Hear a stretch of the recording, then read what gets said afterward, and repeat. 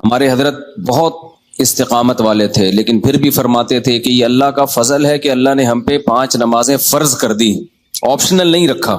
Optional ہوتی نا، اختیاری ہوتی تو شاید کوئی بھی نماز نہ ہوتی، ہم سے سوچتے ہی رہتے کہ چلو 5 نمازیں پڑھنا ثواب ہے تو پرسوں سے پڑھیں گے۔ اللہ نے ایسی فرض کی ہے کہ زمین آسمان ادھر سے ادھر ہو جائے، سفر میں ہو، حضر میں ہو، بیماری میں ہو، خوشی میں ہو، غم میں ہو، یہ نہیں چھوڑنی، ٹھیک ہے نا؟ تو مجبور ہیں بھائی، اللہ نے کہا کہ میں کوئی عذر مانوں گا ہی نہیں، سفر ہو کچھ بھی ہو پڑھنی ہے۔ ہم پہ ڈال دی جاتی کہ ٹینشن میں ہو تو چھوڑ دو، خوشی میں ہو تو پڑھ لو، تو ہم تو یہی سوچتے رہتے ہیں بھائی ابھی تھکاوٹ ہے، آج رات دیر سے سویا ہوں تو فجر میں اٹھ گئے تو نیند پوری نہیں ہوگی، تو ایسا کریں گے 11 بجے پڑھ لیں گے، یہی سوچتے رہتے۔ اللہ میاں نے کہا کہ رات دیر سے سو، جلدی سو، یہ تمہاری ٹینشن نہیں ہے، یہ تمہاری ٹینشن ہے، یہ میرا مسئلہ نہیں ہے۔ میں نے کہہ دیا ہے فجر کا مطلب فجر ہے، ظہر کا مطلب ظہر ہے، عصر کا مطلب عصر ہے۔ ابھی ہم امریکہ گئے نا تو جہاز جاتے ہوئے سورج کی سمت میں جا رہا ہوتا ہے، تو ایک نماز بھی نہیں آئی راستے میں۔ ہم نے ظہر پڑھ تو لی، لیکن نہیں بھی پڑھتے تو امریکہ پہنچ کے بھی مل جاتی، کیونکہ سورج کے ساتھ ساتھ چل رہے ہیں۔ واپسی پہ مخالف آ رہے ہیں تو ٹھکا ٹھک نمازیں آ رہی ہیں۔ اب جب ٹھکا ٹھک نماز آ رہی ہے، ایک نماز کا ٹائم، فوراً دوسری نماز، فوراً تیسری نماز، فوراً چوتھی نماز، فوراً 5ویں نماز۔ اور اللہ نے فرض نماز میں کہا ہے کہ کھڑے ہو کے پڑھو، قبلے کی طرف پڑھو۔ یہ ممکن نہیں ہے تو پھر مجبوراً بیٹھ کے پڑھو، لیکن فرض نماز پھر بعد میں لوٹانی چاہیے، کیونکہ فرض نماز اصل میں قیام بھی فرض ہے اور قبلہ رخ ہونا بھی فرض ہے۔ تو اب ہمارے ساتھ دوست تھے، انہوں نے کہا کیسے؟ میں نے کہا مجبوراً بھائی پڑھنی پڑے گی، اللہ کا حکم ہے، نماز آپ سفر میں نہیں چھوڑ سکتے۔ اللہ نے 4 کی 2 کی ہی اسی لیے کہ میں نے 4 کی 2 کر دی ہیں، چھوٹی کر دی ہے، اس لیے کہ چھوڑنا نہیں ہے، آدھی کر لو۔ چھوڑنے کا آپشن ہوتا تو اللہ پھر کہہ دیتا ٹینشن میں ہو تو چھوڑ دینا، نہیں تو پھر پوری پڑھ لینا، یہ کہتا نا اللہ تعالیٰ۔ اب جب نماز کا ٹائم آیا، ہم نے کہا بھائی کہ نماز پڑھنی ہے، تو وہ نماز میں جہاز میں جگہ کہاں دیتے ہیں؟ خیر ہم نے ریکویسٹ کی تو جگہ آگے، انہوں نے کہا آگے جا کے پڑھ لو۔ تو ہم نے کیا کیا، ہم نے کہا بھائی آج کل ایک ایپ آ رہی ہے جو لوگ جہازوں میں سفر کرتے ہیں، اس کا نام ہے حلال فری کر کے کچھ ہے، نام بھول گیا میں، بڑا زبردست نام ہے، آپ لوگ نوٹ کر لیں، وہ کبھی جہاز میں سفر ہو نا، حلال ٹرپ، یہ ایپ ڈاؤن لوڈ کر لیں اپنے موبائل میں، اور اگر ڈاؤن لوڈ نہیں ہو رہی تو ڈائریکٹ گوگل پہ بھی سرچ کی جا سکتی ہے، حلال ٹرپ گوگل پہ لکھیں تو وہ ایک ویب سائٹ آ جائے گی، وہ کھولیں، وہ آپ سے مانگے گا جہاز کے ٹائمنگ کیا ہے، کدھر سے کدھر جا رہا ہے، کیا تاریخ ہے، آپ اس میں ڈالیں گے، ٹھک کر کے وہ بتا دے گا کہ آپ کی جو گھڑی میں اس وقت ٹائم ہو رہا ہے اس کے مطابق فجر کتنے بجے، ظہر کتنے بجے، عصر کتنے بجے، مغرب کتنے بجے، عشاء کتنے بجے، اور اتنے بجے قبلہ کہاں ہوگا، اتنے بجے قبلہ جہاز میں کس سمت میں ہوگا۔ تو بڑی خاندانی ایپلیکیشن ہے، تو وہ آپ جیسے ہی ڈالیں گے ٹھک کر کے، تو ایک گھڑی آپ ایسی رکھیں جو چینج نہ ہو ٹائم اس کا۔ تو یہ خوب مسئلہ سمجھ لیں کہ جہاز میں آپ کو کھڑے ہو کر نماز پڑھنی ہے، اگر ممکن نہ ہو اجازت نہ دیں پھر مجبوراً بیٹھ کے پڑھیں، لیکن اس نماز کو لوٹا لیں۔ تو ہم نے تو کھڑے ہو کر اجازت مل گئی تھی، ہم نے کہا چلو پڑھتے ہیں۔ اس میں یہ آسانی ہے کہ ظہر اور عصر اکٹھی، لیکن کیسے اکٹھی؟ اس طرح سے اکٹھی کہ ہم نے دیکھا کہ ظہر کا ٹائم ختم ہو رہا ہے، فرض کریں 5 بجے ختم ہو رہا ہے، اور عصر کا ٹائم 5 بجے شروع ہو رہا ہے، تو ہم نے کیا کیا، وضو کر لیا، کیونکہ جہاز کے واش روم میں وضو کرنا بھی آسان کام نہیں ہے، تمیز سے وضو کیا کرو، وہاں پہ ایسا کیچڑ نہ کر دو کہ وہ بولیں نمازیوں پہ پابندی لگا دیں، اس میں وضو تمیز سے، پانی نہ گرے۔ میں تو وضو کر کے ٹیشو سے سب نیچے صاف کرتا ہوں، تاکہ کوئی نیا بندہ جائے نا، وہ یہ نہ کہے یہ مولویوں کی وجہ سے دیکھو کیچڑ کتنا ہو گیا، برا امیج نہ جائے، تو صاف ستھرا کر کے بالکل اس کو، کوئی بات نہیں، ہاتھ خراب ہو جائے گا اس کو دھو لو آرام سے، لیکن امیج اپنا خراب نہ کرو کہ یار یہ نمازی لوگ جب بھی جہاز میں آتے ہیں کیچڑ کر کے جاتے ہیں۔ ایک نے مجھے بتایا، پائلٹ نے، کہ ہم کہیں جا رہے تھے، کہیں اجتماع تھا، تو سارے نمازی بیٹھے ہوئے تھے جہاز میں، تو کہہ رہے جہاز کی حالت یہ ہو گئی تھی کہ جیسے کوئی تالاب بنا ہوا ہوتا ہے، سارے وضو کر کے آ رہے ہیں گیلے پاؤں کے ساتھ پورے جہاز میں، نا کہتے ہیں ایسا کیچڑ ہم نے زندگی میں کبھی نہیں دیکھا جہاز میں، تو کتنا برا امیج گیا نا۔ تو اس لیے صفائی ستھرائی کر کے ان کو لگے کہ کوئی بات نہیں یار، اگر یہ وضو کر بھی لیتے ہیں تو واش روم میں ذرہ برابر بھی گندگی نہیں ہوتی، تو صاف ستھرا کر کے نکلو باہر۔ اس بیان ابھی شروع کروں گا، لیکن یہ بھی ضروری بات ہے کہ تاکہ جہازوں میں بھی نمازوں کا اہتمام کریں۔ اللہ کو نماز بہت زیادہ محبوب بھی ہے، اور اللہ کے ہاں جتنی ویلیو نماز کی ہے نا، اتنی کسی حکم کی نہیں ہے۔ اللہ نے نہیں چھوڑی ہے، میں نے دیکھا ہے لوگ جہازوں میں نمازیں گول کر رہے ہیں، ٹرینوں میں نمازیں گول کر رہے ہیں، شاپنگ میں نمازیں، ہو بھائی میدان جنگ میں اللہ کہہ رہا ہے، میدان جنگ میں کہ نہیں، اگر تم میدان جنگ میں کھڑے ہو کر پڑھ سکتے تو پیدل پڑھ لو, سواری پہ پڑھ لو. اے اللہ بعد میں پڑھ لیں گے نا, جنگ سے جب فارغ ہو جائیں گے پھر پڑھ لیں گے, ابھی کیا ٹینشن ہے. اللہ نے کہا ان الصلاۃ کانت علی المؤمنین کتابا موقوتا, نماز مومنین پر مقررہ اوقات میں فرض ہے, یہ نہیں ہے کہ بعد میں پڑھ لو. کتنے آرام سے کہتے ہیں بھی سفر میں ابھی کہاں جائیں کیا کریں. نہیں بھائی, نمازی آدمی زمین آسمان ادھر سے ادھر ہو جائے وہ کہتا ہے بھائی چھوڑنی نہیں ہے, کچھ بھی ہو جائے. آج نمازی بھی نمازی نہیں رہے ہیں. تو ہم نے یہ ضرور کیا کیونکہ اس میں وضو بہت مشکل کام ہے, تو اس میں پھر ہم نے یہ کیا کہ بھائی 5 بجے جیسے اپلیکیشن سے پتہ چل گیا شافی وقت کے مطابق 5 بجے ظہر قضا ہو رہی ہے, تو بھائی 4:45 پہ یا 4:50 پہ ہم نے ظہر پڑھ لی. قبلہ رخ کھڑے ہو کر 2 رکعت پڑھی ہیں. تھوڑی دیر میں عصر کا ٹائم ہو گیا, اسی وضو سے عصر نمٹا لی. سمجھتے ہو؟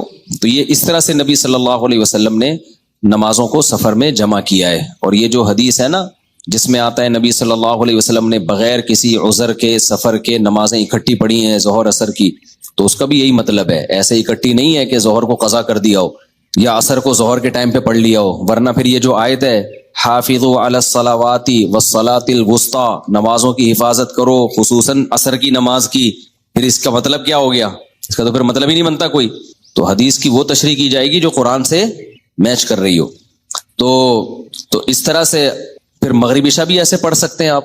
مغرب کو ڈیلے کر دیا, عام حالات میں یہ مناسب نہیں ہے, نبی صلی اللہ علیہ وسلم کا معمول نہیں تھا, لیکن کبھی کبھار کوئی عذر ہو تو اس طرح سے ڈیلے کیا جا سکتا ہے. تو مغرب کو تھوڑا ڈیلے کیا عشاء کے قریب. صحیح بخاری کی حدیث ہے, اس میں حضرت عبداللہ بن عمر نے اسی طرح جمع کیا ہے کہ مغرب پڑھی تلبس یسیرن, تھوڑی دیر ٹھہرے پھر عشاء پڑھ لی. تو اس سے پتہ چلتا ہے کہ جن حدیثوں میں آتا ہے اکٹھی پڑھی ہیں تو ان کا یہ مطلب ہے جو بخاری میں بیان. خیر ابھی یہ ٹاپک نہیں ہے کیونکہ لوگ کہتے ہیں کہ یہ لوگ حدیثوں کو نہیں مانتے, حدیثوں میں تو 2 نمازیں اکٹھی پڑھنے کا ہے. ہم مانتے ہیں اکٹھی, لیکن اکٹھی کا مطلب کیا ہے؟ تو خلاصہ یہ ہے کہ کسی قیمت پہ بھائی نماز قضا بولو مت کرو. دیکھو بار بار ایک بات بیان کرتا ہوں, اللہ کے حکم میں آسانی ہے, لچک نہیں ہے. کیونکہ دنیا میں کوئی بھی قانون ساز اپنے قانون کو ہلکا نہیں سمجھتا. دنیا میں جو بھی حکومت ہوتی ہے قانون بنائے اور یہ کہے کہ یہ لازم ہے, اس کے بعد پھر وہ لازم نہ کرے, اور تو اس کا مطلب خود اپنے قانون کی ویلیو کو وہ ڈی ویلیو کر رہی ہے نا. یہی مطلب ہو گیا نا. دنیا میں کوئی یہ نہیں کرتا, تو اللہ قانون بنائے اور کہے کہ یہ فرض ہے, سفر میں بھی فرض ہے, حضر میں بھی فرض ہے, پھر اللہ کہ چلو میں نے کہہ تو دیا باقی تمہاری مرضی. نا نا نا نا نا نا, صحیح ہے, اللہ نے کہہ دیا اب ہے تو ہے, اب آپشنل نہیں ہے. رمضان کے بار بار میں بتاتا ہوں نا, روزے میں مزدور کو بھی روزہ رکھنا پڑے گا, کتنی سخت گرمی ہو, کیونکہ اللہ نے قانون بنا دیا بھائی بیماری میں سفر میں چھوڑ سکتے ہو, اس کا مطلب تیسرا کوئی عذر نہیں ہے, رکھنا پڑے گا. تو اس لیے جو فرائض ہے نا, واجبات فرائض, اس میں اللہ کے قانون آسان ضرور ہے, لچکدار نہیں ہے. جب ہے تو ہے. اسی میں ایک اور مسئلہ آ گیا عدت کا. کسی عورت کے شوہر کا انتقال ہو جائے, اللہ نے قانون بنا دیا, آسان قانون بنایا. زمانہ جاہلیت میں بہت مشکل تھا. جب کسی عورت کے شوہر کا انتقال ہوتا تھا تو زمانہ جاہلیت میں عورت 2 سال عدت گزارتی تھی. کتنی؟ 2 سال. اور اس 2 سال میں وہ میلی کچیلی رہتی تھی. یہاں تک بھی بعض روایات میں آتا ہے اس کی جگہ کو گندا رکھا جاتا تھا, مینگنیاں لا کے ڈال دی جاتی تھی, گند میں رہے. اسلام نے اس حکم کو ختم کیا. یہ ظلم ہے عورت کے اوپر. اللہ نے حکم دیا 4 مہینے 10 دن بس, اور اس میں میلی کچیلی نہیں رہے گی, نہائے دھوئے, بس زینت اختیار نہیں کرے گی, زیور نہ پہنے, خوشبو کا استعمال نہ کرے, زینت اختیار نہ کرے, باقی نارمل رہے, گھر سے باہر نہ نکلے. وہ ایک صحابیہ نے نبی صلی اللہ علیہ وسلم سے اجازت چاہی کہ بھئی 4 مہینے 10 دن میں یوں کر لوں, میں فلانی جگہ چلے جاؤں. آپ نے فرمایا اللہ تعالیٰ نے تمہیں یہ آسانی دی ہے کہ وہ زمانہ جاہلیت کا حکم اللہ نے منسوخ کر دیا, اب اتنی آسانی دے دی, تو اب اس حکم کو فالو کرنا پڑے گا. اب آج کل خواتین کیا کرتی ہیں, شوہر کی ڈیتھ ہوئی, جو دیندار نہیں ہے ان کی تو بات ہی نہیں کر رہا نا, ان کی نظر میں تو عدت ودت کی کوئی 2 ٹکے کی حیثیت ہی نہیں ہے, وہ تو اس کو دقیانوسی حکام سمجھتی ہیں. لیکن جو دیندار ہیں وہ بھی بھائی, وہ ڈیتھ ہوئی, شوہر کا چہرہ دیکھنے کے لیے جا رہی ہیں ہسپتال, پھر وہ فلانے کے کام سے جانا ہے تو آج فلانے کے کام سے جانا ہے, تو آج یوں کرنا ہے, آج یہ کرنا ہے, یہ فلانے پورشن میں چلی جاتی ہوں, ماموں کے گھر جا کے عدت گزار لیتی ہوں. بھائی اللہ تعالیٰ نے جو عدت کے حکام دیے ہیں, شوہر کی ڈیتھ ہوتے ہی عورت کی عدت بولو شروع. اور عدت میں 2 کام لازمی ہیں, گھر سے نہیں نکلنا ہے, زینت اختیار نہیں کرنی. اب اس میں لوگ ہمیں تنگ کرتے ہیں، یار وہ چہرہ دیکھنے جانا چاہتی ہے ہاسپٹل میں. بھائی شوہر کو گھر لے آؤ، اگر بیوی نے اپنے شوہر کو دیکھنا ہے میت کو گھر لے آؤ. عورت نہیں روڈ پہ آ سکتی، جنازے کی چارپائی کے پیچھے پیچھے جا رہی ہوتی ہے گھر سے باہر نکل کے. پھر اللہ کو غضب آئے گا. جب میں نے ایک آرڈر دے دیا ہے اس کو ہلکا کیوں لے رہے ہو؟ عیادت کے لیے نہیں جا سکتی وہ، سمجھ رہے کہ بھئی فلاں بیمار ہے تو چلو میں عیادت کے لیے چلی جاؤں، فلاں کی ڈیتھ ہو گئی چلو میں تعزیت کے لیے. حج ختم ہو جاتا ہے اس سے. حج کی کتنے مسئلے آتے ہیں، عورت نے حج کی درخواست دی ہوئی ہے، نام آ گیا، حج پہ جانے کی تیاری ہو گئی، شوہر کا انتقال ہو گیا. اب جس دن جانا ہے 4 مہینے تو ہو جائیں گے، 10 دن رہ جائیں گے. تو ہم کہتے ہیں بھائی 10 دن کیا، 1 گھنٹہ بھی رہ گیا ہونا 4 مہینے 10 دن ہونے میں، آپ کو 1 گھنٹہ پہلے بھی نکلنے کی اجازت نہیں. بے شک حج ضائع ہو جائے کوئی بات نہیں، حج کینسل ہو جائے، کیونکہ حج کی فرضیت پہ عدت مقدم ہے. حج اگلے سال بھی ہو سکتا ہے، عدت تھوڑی ہو سکتی ہے. تو ہاں یہ اللہ نے آسانی رکھ دی ہے کہ جس عورت کا کوئی کمانے والا نہ ہو، اللہ نے لچک، جہاں شدید ضرورت تھی وہاں اللہ نے خود بخود لچک رکھ دی کہ بھوکے تو نہیں مر سکتے نا، کمانے والا کوئی نہیں ہے تو کمانے کے لیے جا سکتی ہے، مجبوری ہے بھائی کمانا. اس میں فقہاء نے بیان کیا دن میں جائے بغیر زینت اختیار کیے، اور دن میں واپس آ جائے، اور صرف کمانے کی حد تک باہر نکلے، ادھر ادھر نہ جائے. اب اس میں خواتین یہ کیوں ایسے کیا؟ بھائی اللہ کا حکم ہے، اب اس میں آپ کو چونو چرا کی اجازت بولو نہیں ہے، بس آرڈر دے دیا. پھر اللہ نے یہ بھی حکم نازل کر دیا کہ اگر عورت پریگنینسی میں ہے تو بچہ ہوتے ہی اس کی عدت ختم ہو جائے گی. دیکھو ہمارے نبی صلی اللہ علیہ وسلم بھی اللہ کے آرڈر کے سامنے کیسے اپنی عقل نہیں استعمال کرتے تھے. ایک صحابیہ کو حمل تھا، ان کے شوہر کی ڈیتھ ہوئی ہے اور ادھر بچہ پیدا ہو گیا، ادھر ڈیتھ ہوئی اور ادھر فوراً ہی. اب ان کو خیال ہوا بھائی اتنی جلدی تو عدت پوری نہیں ہوتی، تو کیا کرنا ہے؟ نبی نے سے مسئلہ پوچھا گیا، آپ نے فرمایا ختم. جب اللہ نے کہہ دیا وَأُولَاتُ الْأَحْمَالِ أَجَلُهُنَّ أَن يَضَعْنَ حَمْلَهُنَّ، کہ حمل والی عورت کی عدت یہ ہے کہ بچہ جن لے. تو بچہ جن دیا تو اللہ نے تو نہیں کہا کہ 1 سیکنڈ بعد جنے یا 1 سال کے بعد جنے، اللہ نے یہ کہا ہے اللہ نے قرآن میں. تو ہمارے نبی بھی اللہ کے حکم کو کیسے فالو کرتے تھے نا. اگر یہی بچہ پہلے پیدا ہو جاتا، پیدا ہوتے ہی شوہر کی موت ہو جاتی.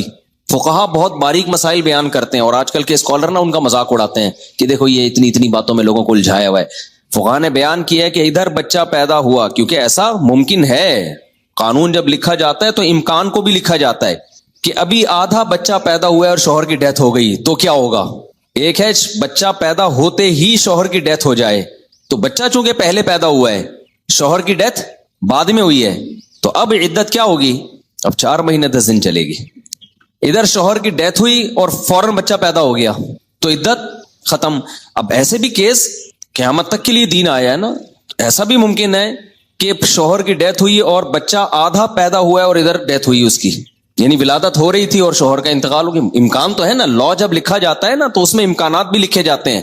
تو فقہا نے اس میں بھی بحث کی ہے کہ اس صورت میں کیا ہوگا. یا عورت کنفیوز ہے، پتہ ہی نہیں چل رہا کہ جب اطلاع ملی ہے تو بچہ پیدا ہو چکا تھا یا نہیں ہوا تھا، اس کے بھی فقہا نے حکام لکھے ہیں. تو بہت باریکیوں میں جا کے، تاکہ آئندہ آنے والے لوگوں کو کنفیوژن نہ ہو. آپ کتاب میں جا کے دیکھو، ہر مسئلہ پہ فقہا نے ڈسکشن کی ہے اور اس کو بیان کیا ہے.